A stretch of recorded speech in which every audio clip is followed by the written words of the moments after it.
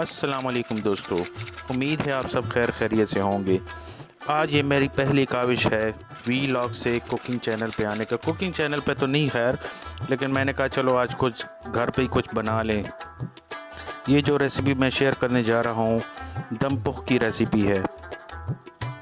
دم پخت آپ بہت ہی آسانی سے گھر میں ہی بنا سکتے ہیں۔ اس کے لیے آپ کو چاہیے ہوگا 2 کلو بکرے کا یا دمبے کا گوشت، آدھا کلو چربی، 2-3 ٹماٹر، 2 پیاز، 5-6 آلو، 4-5 لیموں، 6-7 مرچیں اور ادرک۔ اس کے ساتھ آپ کو حسب ذائقہ نمک، سرخ مرچ بھی آپ استعمال کر سکتے ہیں اگر آپ کو ذائقہ پسند ہو مرچ کا۔ ویسے تو دم پخ جو ہے تو بغیر مرچوں کی ہی بنتی ہے۔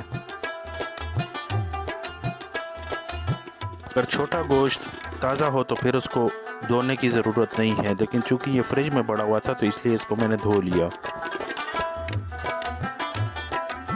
اس کے علاوہ آپ کو آدھا کلو چربی چاہیے ہوگی۔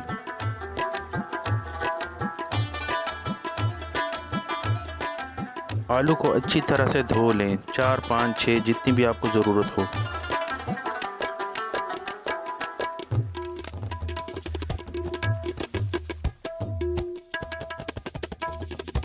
پیاز کو چھیل لیں، لیکن صرف اتنا چھیل لیں کہ اس کا صرف اور صرف اوپری والا حصہ، اوپری والے چھلکا جو ہے تو وہ ہٹا لیں۔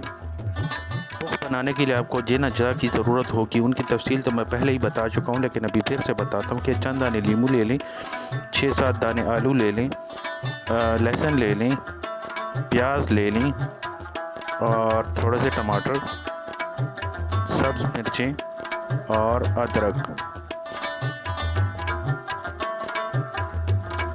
دیگچی میں آپ سب سے پہلے چربی نیچے کی طرف رکھ لیں اور اس کے بعد جو ہے تو ہڈیوں والا گوشت جو ہے تو وہ اس کے اوپر رکھنا ہے۔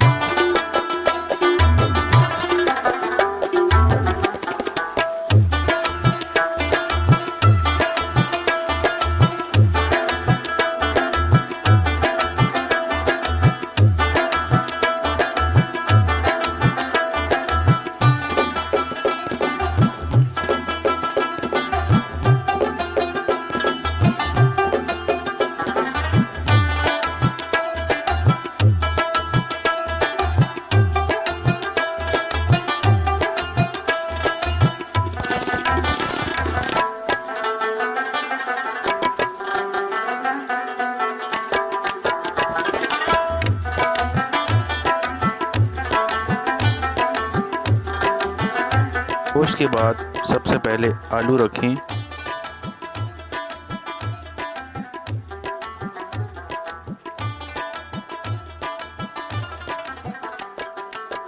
آلو آپ اپنی ضرورت کے مطابق جتنے بھی ڈال سکتے ہیں، چاہے زیادہ رکھیں یا چاہے کم رکھیں، 3-4 بھی ڈال سکتے ہیں، 5-6 بھی ڈال سکتے ہیں۔ مجھے آلو زیادہ پسند ہے تو اس لیے میں نے آلو زیادہ ڈالے۔ اس کے بعد پیاز رکھیں، پیاز کے بعد لہسن رکھیں۔ لہسن جو ہے تو آپ فل بھی رکھ سکتے ہیں اور اس کو کاٹ کے بھی رکھ سکتے ہیں۔ لیموں ڈالیں، لیموں بھی آپ کاٹ کے بھی ڈال سکتے ہیں اور فل بھی رکھ سکتے ہیں۔ اس کے بعد سبز مرچیں رکھیں اور سبز مرچوں کے بعد ٹماٹر بھی رکھ لیں۔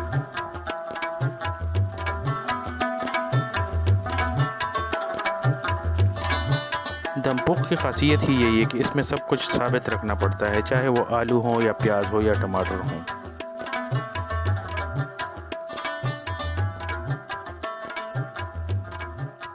اس کے بعد آپ نمک حسب ذائقہ ڈال لیں،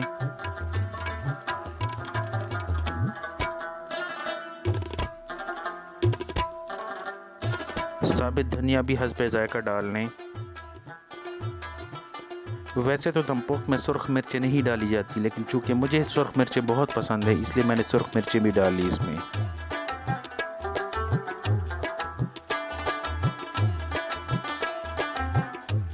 ویسے تو آپ اس میں آئل نہیں ڈال سکتے، لیکن چونکہ میرے پاس چربی کم تھی اس لیے میں اس میں آئل ایڈ کر رہا ہوں۔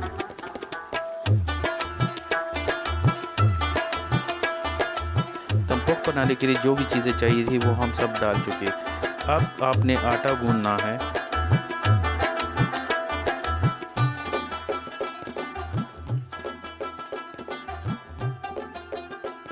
آٹا گوندا گیا ہے تو اس کو دیگچی کے سروں پر ایسے لگائے کہ وہ بالکل ٹائٹ پیک سیل ہو جائے۔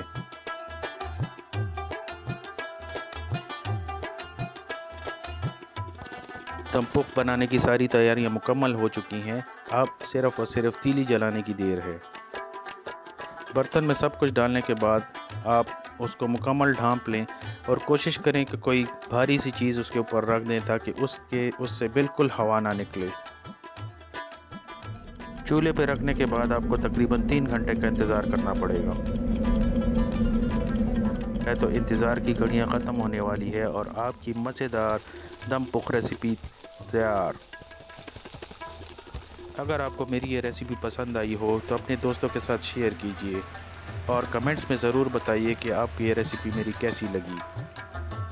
انشاءاللہ نیکسٹ ویڈیو میں آپ سے ملاقات ہوگی، تب تک کے لیے اپنا خیال رکھیے گا، دعاؤں میں یاد رکھیے گا۔ اللہ حافظ۔